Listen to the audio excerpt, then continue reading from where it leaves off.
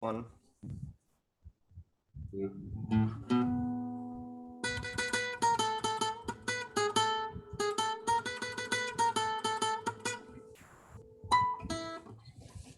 Bruins lose 5-3 at home against the Edmonton Oilers. Their first loss at home all season, in a loss in which Tanner and I are in which my good buddy Tanner, who is with me right now, is and I were both in attendance for. Welcome back to Into the Den. I'm your host Jay Freeman, and like I don't know how to feel about this loss because is the Bruins definitely lost steam in the final in the third period, but Yeah, for the most part, it felt like the better team won this game. yeah, it was like good though, but fuck, my voice is ruined. Yeah, I'm kind of uh, Yeah, keeping to it hear low it, to to hear. but well, let's start with at the beginning uh, because we had, uh, I mean, since today or rather yesterday when this is being recorded and uploaded, uh, was was Veterans Day, and so they were also so we had there was we had a standing ovation for all of the uh, for the Oh, veterans in attendance, and we also had a memorial service for Mr. Colby Cave, uh, who was a you want me to former. explain it? Because you don't know much about this. Huh? You want me to explain this part? Yeah. Yeah, so back in April 2020, Colby Cave had apparently suffered from a cyst in his brain that was causing a brain bleed. Where he underwent surgery, was in a medically induced coma for 4 days, and then sadly he did die on April 11th, 2020, age of 26. They brought out his wife Emily to do the ceremony park drop. You could tell that she was emotional, like the way that she hugged Bergeron and McDavid. It's tough to lose your husband after like not even a year of being married. Yep. And the reason why they waited until this game to him to do it Because is because they didn't have a chance to play each other at all last season or back in the bubble. yep, and sort of for the same reasons why uh, they waited until uh, the game at the home game against the Panthers to do the memorial service for Jimmy Hayes. Yes. Exactly. But but in terms of but in terms of like actual of like the game that was ahead of us, Nick Foligno finally came back in from injury. Whoop the freaking do. Uh, and for some reason, Anton Bleed was playing. Why? Jack Studnicka has been doing fantastic. Has been doing pretty well as a in the bottom six, and Anton Bleed just he's not good. He like We'll he get to that a little bit more in the game. yeah. Uh, Oh god. we also had Linus Olmark in net Mikko Koskinen, and I thought that I mean Swayman hasn't started back to back games since the start of the season. Like after the Philly game, um, I guess what is it? I guess Smith. Yeah, I guess Cassidy is saying, "Yep, you're on a tight leash now." Well, but we start the first period, and for some reason, we start our fourth line at the face-off, uh, I I didn't get it. I didn't get it. I didn't really understand it, but I mean, No, it's like you and I were looking at each other like, what the fuck? yeah. I saw I saw no check going into the play into the opening faceoff, and I'm like, what the hell? Where is Bergeron? Where is our top line? Isn't that usually what we do? But I mean, we didn't start out terrible. I mean, No. Draisaitl really early on got like two in the box for tripping, and we were able to apply really good pressure during that power play. Eh, Yeah. And, and just a little bit after it, we had a pretty funny play of McDavid trying Yeah, McDavid to tried to pass get a across the crease tried to to passes on Jesse Puljujarvi, and then he responds with falling flat on his ass. ice is slippery, dumbass. But No shit. but thanks to a forecheck by Bergeron and Marchand proudly exclaims, we have some speed on the Boston Bruins," and he gets out in front of he gets out past the Edmonton in defense. I And we use were able to get both the because 5 hole. Well, Jocelyn thought it may have been glove side. yep, yeah, After further review, and we looked at the replays during intermission, we did in fact see it was a 5 hole. I mean wherever whatever hole he puts it in, he still put it in he still put it in and I'm funny. But you But know then what 48 wasn't seconds funny later, was Mr. fucking Evan Bouchard gets one. yeah, that was also pretty funny. 44 seconds later, 48. Bouchard, It was officially 48 seconds. huh? It was 48 seconds. Oh, 48 seconds. I'm so Yeah. sorry. I'm so sorry. I was off by 4 seconds. And it's Yeah. Well, 12:30 at 4 in the morning when we're recording this. yeah. But but I mean, Bru- Bruins are able to Bruins eventually get put on in penalty kill because Clifton decided to give some lucky kid a puck. Unfortunately that also means that it's a You can't delay do of that game to penalty. me. But Bruins almost get a good shot at a shorthanded goal, but Bergeron, ice is slippery, dumbass.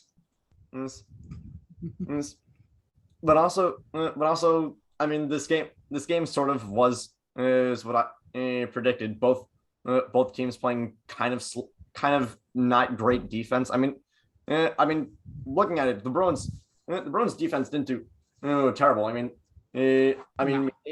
David couldn't even score. He only had one assist all game. But the problem is but the problem is when playing against freaking when playing against Edmonton, you can't just plan for just McDavid. You also will have to plan for Draisaitl because he got two goals in this game, and I'm surprised that he didn't get a third. But I know. uh, We'll get to that part in a little later to see who really got it. but I mean, it made Allmark freaking turn into a goddamn Superman. Superman just flying around on the fucking crease, saving trying to save as much as he could. And I mean, Mighty Mouse. we had quite possibly one of the most insane saves is in the second period where McDavid almost puts it in through Allmark's 5 and but Allmark like kicks he like kicks his back leg back foot in at just the right time to stop Yeah. to stop it from going past the line. Yeah. just getting the notification now that that Seattle lost to Anaheim. I guess congratulations, Jared McCann, for getting 2 goals, but goddamn, 7-4. But that is beside the point. That is a completely different game. Of freaking Quebec. I forget how to. I don't know how to freaking pronounce this. What is it? You said it right. Quebec. No, Kekelec. Oh, Kekelec. He ends up getting 2 in the box for holding, and Nick Foligno gets like at least two decent scoring opportunities in this power play, and he can't capitalize on any of them. And it pretty much takes us to the end of the first period, but at a tie game. But at the start in the second period, I was like, wait, I thought that we were supposed to be bad in the second period, and are we actually clamping down on defense? And we were able to, and I mean, freaking on a stop pass in the middle, on a stop pass, I think from Marchand to I think Hall, in the like just in front of the crease. Bergeron was there to chip it in. Yeah, 2-1. To put this him is the point that I'm probably gonna regret. This is the point where I turned to Jocelyn, who was to my left, and I said, "How much you want to bet that they're not gonna go a full minute without letting up a goal?" Hey Tanner, you're a Leafs fan. Like, she looked at me like she was going to kill me. 24 seconds later. Hey Tanner, you're a Leafs fan. Remember Zach Hyman? I freaked. The dude with the best last name in the entire NHL. Well, you're forgetting the last name completely. But yeah, less than 30 seconds later, Zach Hyman ends up getting a pretty juicy backhand chip over Hallmark's leg to tie it up, and it's like, what the hell is momentum? It's like the Bruins score a goal and then immediately shut down. That's what I literally fucking called it too. I fucking called it because I knew it was gonna happen. Sure as shit. Look what happened. But I mean, a little bit later, we end up getting what I think perfectly epitomizes is not just the offender here in this specific scenario, but just the Boston Bruins as a whole this season so far. Of Brandon Carlo finally notches his first point of the season by getting a fantastic snipe from the blue line that deflects off of that deflects up and over Koskinen, and so he's. I don't know who tipped it in front though. Like what? I know it was an Oiler, but I just don't know who the hell it was that tipped it. I don't know either, but I mean, and that was beautiful. But I mean, hey, after that goal, the Bruins finally go a minute after a goal without letting one get scored on them. But Carlo makes that amazing snipe, and then at the start of the third period, in trying to clear the puck, Carlo passes it right in front of the net to Leon Draisaitl and he puts incident. Yep, I'd say that's. And then 3 minutes later, 3 fucking minutes later, same goddamn shit, kind of. Draisaitl took the lateral pass on a Grzelcyk play, and he gets a second on the fucking night, 4-3. So here's what happened. And there was a pass coming in from the wing, and Grzelcyk goes to commit to the winger, and it leaves a wide open passing lane, and for Draisaitl to tap it in. If Grzelcyk stays on Draisaitl during that play, this goal doesn't go in. Right. But And then every Bruins fan in the building got their hope up. yeah, And what we all thought was a Nick Foligno goal turned out to be not. Well, initially it looked like it did, but after review we saw, oh shit. yeah, pretty much everybody in TD Garden thought that it like gone off the back bar of the Yeah, that's what I thought the too. back bar of the net, but it very clearly went off the sidebar. I don't like Nick Foligno. I this we I mean, the dude is in his 15th season, and he's gonna have some wear and tear on his body. But we're giving him almost $4 million a year to I don't know. I mean, at least we didn't give up a first and 2/4 for him, Tanner. I know. But yeah, Bruins just in their third period, they can't get anything going to the point, and they just flounder so much to the point where they allowed Cody Ceci to score from the top of the faceoff circle, was to put it at 5-3. And a little bit after that, the Bruins pull Allmark, and CC ends up getting his shit completely rocked to the point where the freaking trainers ended up coming out onto the ice. And you thought it was something else. But it was like, no, I saw like trying to hop over. There's someone down. Yeah, I thought it like when someone had gone off sides or something like that, but No, I did too. It's like, but I remember seeing someone go down. I'm like, oh shit. but I mean, at least the Bruins didn't give up a shorthanded goal. There were a few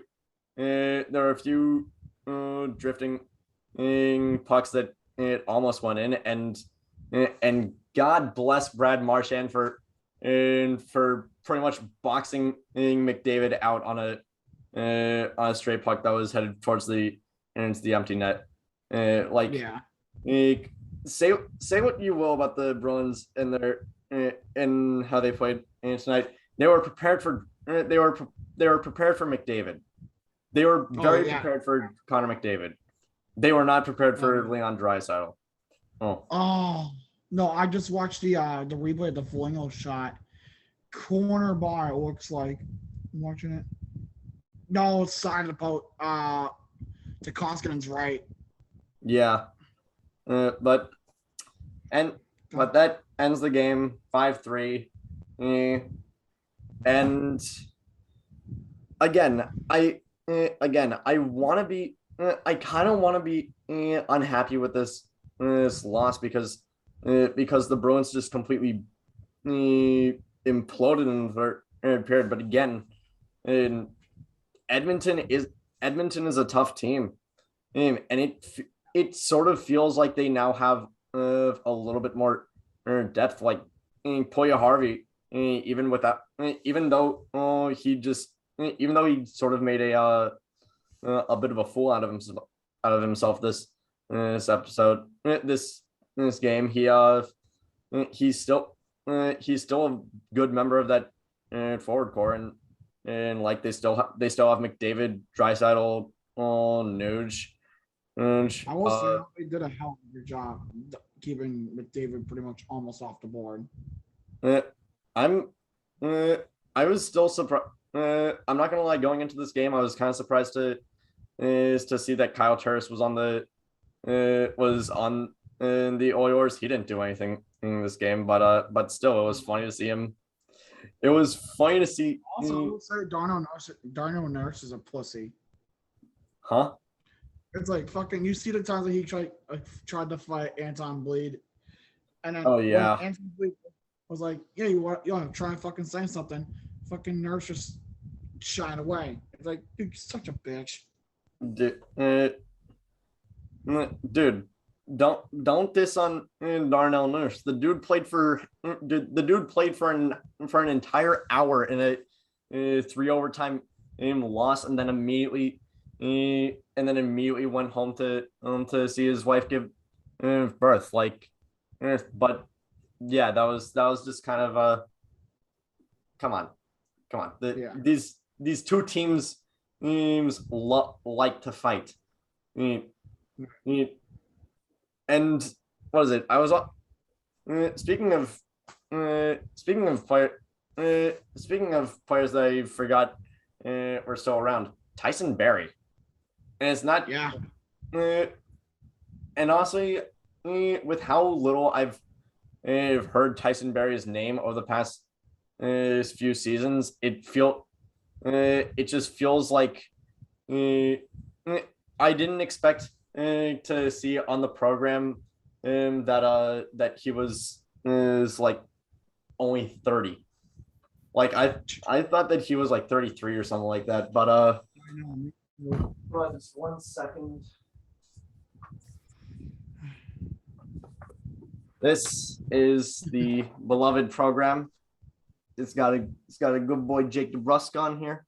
Can't wait to trade this program for a third round pick and a mid wing prospect soon. But I don't know. Tanner, you got any more? You got any notes? You got any more food for thought for us? How does Vancouver lose 7-1 to Colorado? I don't know. Also, like if you recall, like former Bruin Marty McSorley / Don Brashear in the Hen. Yeah, kind of the same thing happened in the Avs game tonight. Remember Rafi Torres? Basically, Tucker Pullman, the defenseman for the Canucks, he gets assessed a 5-minute major in the game for slashing his stick on the head of Kiefer Sherwood. Remember, like I said, remember, remember, remember Rafi Torres? No, that was a Marty McSorley move. That was a Marty McSorley move.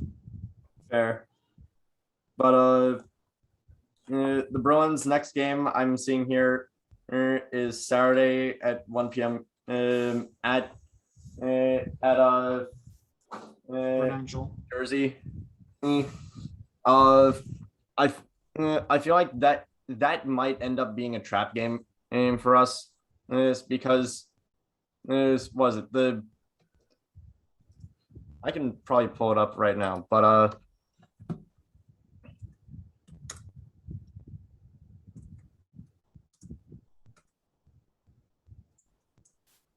I can, but the Bruins 2021 schedule. They like the Bruins. What is it? Frick, what am I? You have it on your comp. I know, but I'm talking about the Bruins 2021 the Bruins 2020 to 2021 in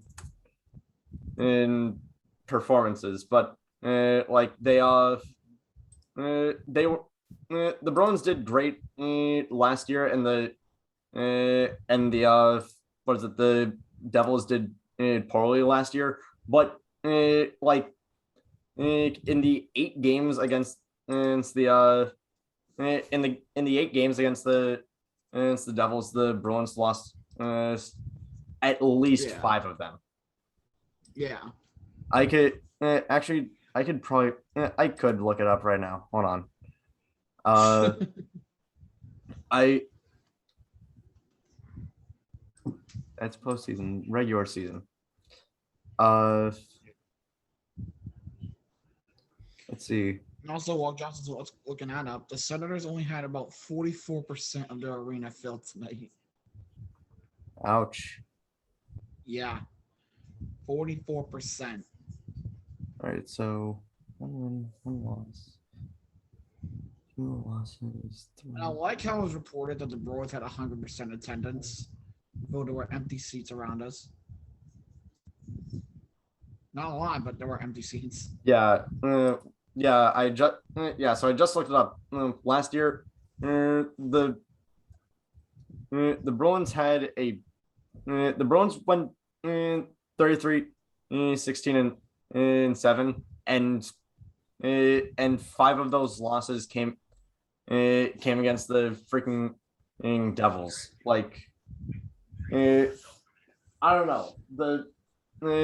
I don't feel comfortable going into Saturday if because of how we just completely shat the bed last season against them, and I mean they don't they still don't look they don't look awful, the Devils, but just I'm wary. I'm wary, and but I I don't think I have anything else to really talk about, Tanner. You? Me neither.